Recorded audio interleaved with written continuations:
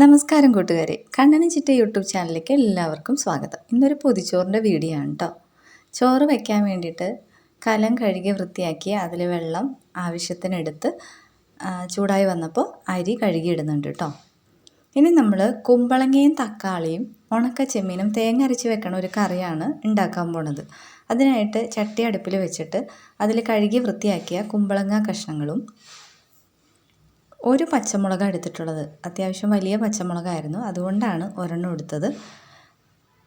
പച്ചമുളകും കറിവേപ്പില, ആവശ്യത്തിന് മുളക് പൊടി, മഞ്ഞൾപ്പൊടി, ഉപ്പ്.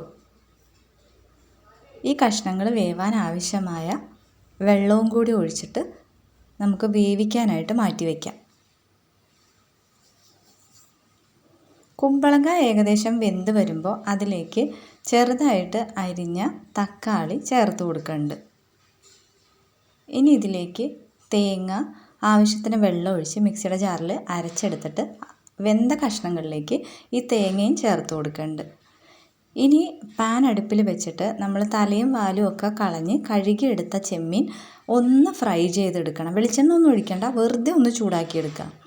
എന്നിട്ട് ചൂടാറുമ്പോൾ മിക്സിയുടെ ചെറിയ ജാറിലിട്ടിട്ട് ഒന്ന് ജസ്റ്റ് ഒന്ന് പൊടിച്ചെടുക്കില്ല. നമ്മൾ ഭയങ്കരമായിട്ട് ഫൈനായിട്ട് പൊടിയണ്ട, ചെറുതായിട്ടൊന്ന് പൊടിച്ചിട്ട് അതും കൂടി ഈ കറിയിലേക്ക് ചേർത്ത് കൊടുക്കുക.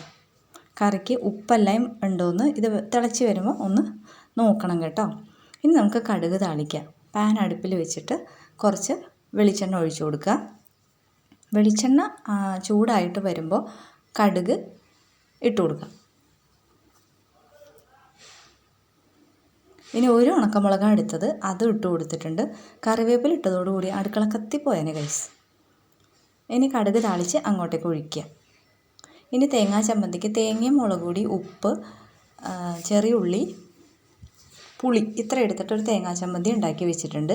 അടുത്തായിട്ട് നമ്മൾ ഉരുളക്കിഴങ്ങ് ഒരു മെഴുക്ക് പുരട്ടി ഉണ്ടാക്കാമെന്ന് വിചാരിച്ചു. അതിനായിട്ട് പാൻ അടുപ്പിൽ വെച്ചിട്ട് വെളിച്ചെണ്ണ ഒഴിച്ചു, കടുക് ഇട്ടു, കറിവേപ്പില ഇട്ടു.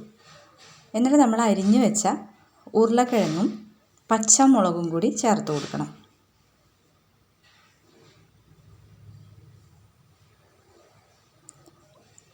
ഇനി ഇതിലേക്ക് ഇട്ട് കൊടുക്കേണ്ടത് മുളക് പൊടി, മഞ്ഞൾപ്പൊടി, ആവശ്യത്തിനുള്ള ഉപ്പ്.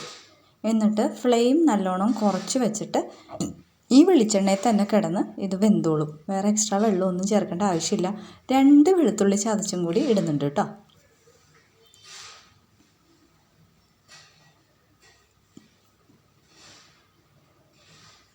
ഇനി നമുക്ക് 2 മുട്ട വറുത്തെടുക്കാം.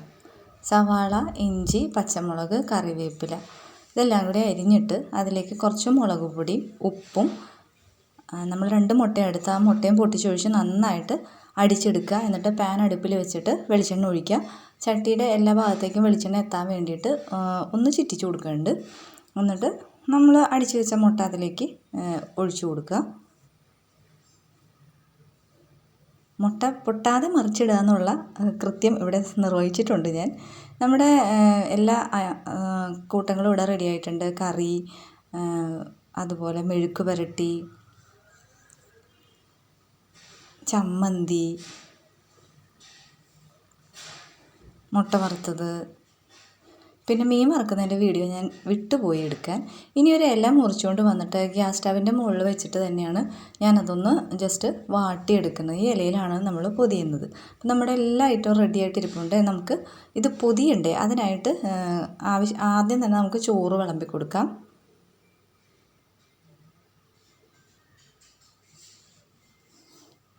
ആദ്യം ഞാൻ മെഴുക്ക് പുരട്ടിയാണ് കേട്ടോ എടുക്കണേ. ഉരുളക്കിഴങ്ങ് മെഴുക്ക് പുരട്ടി അതിൻ്റെ ഒരു സൈഡിലായിട്ട് വെച്ച് കൊടുക്കുന്നുണ്ട്.